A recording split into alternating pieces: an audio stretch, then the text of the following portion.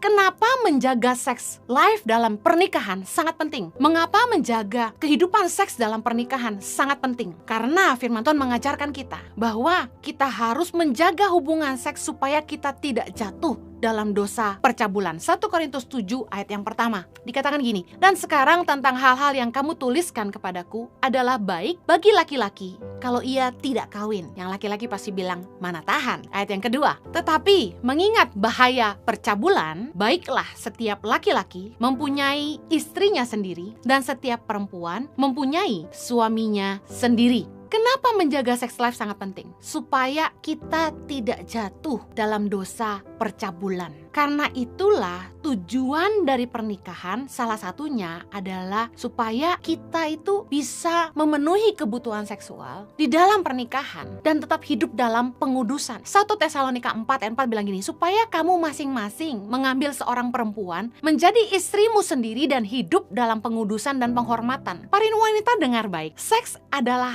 kebutuhan, khususnya bagi laki-laki. Saya mengerti sebagai seorang wanita, seks bukanlah sebuah kebutuhan yang penting bagi kita. Mungkin ada pengecualian beberapa wanita yang sangat-sangat butuh seks. Tapi sepengetahuan saya, justru yang lebih sangat butuh seks adalah laki-laki. Menjadi salah satu esensi yang penting dalam pernikahan selain respect. Mari kita lihat dalam 1 Korintus 7 ayat ketiga. Hendaklah suami memenuhi kewajibannya terhadap istrinya, demikian pula istri terhadap suaminya. Istri tidak berkuasa atas tubuhnya sendiri, tetapi suaminya. Demikian pula, suami tidak berkuasa atas tubuhnya sendiri, tetapi istrinya. Ayat kelima, janganlah kamu saling menjauhi, kecuali dengan persetujuan bersama untuk sementara waktu, supaya kamu mendapat kesempatan untuk berdoa. Sesudah itu, hendaklah kamu kembali hidup bersama-sama, supaya iblis jangan menggodai kamu karena kamu tidak tahan bertarak. Kita bisa lihat dari ayat ini, jelas Rasul Paulus mengajarkan bahwa seks adalah kebutuhan untuk menjauhi percabulan. Karena seks merupakan kebutuhan, sebaiknya laki-laki menikah, wanita menikah, punya suami sendiri, punya istri sendiri. Kalau sudah menikah, pastikan kita mau melayani kebutuhan pasangan, supaya jangan sampai kita digodai iblis karena tidak tahan bertarak, dan dengan alasan itu kita kemudian berselingkuh dengan orang lain, meskipun itu seringkali hanya dipakai jadi alasan. Karena bagaimanapun dalam pernikahan ada sebuah komitmen untuk setia kepada pasangan kita sampai akhir hidup kita.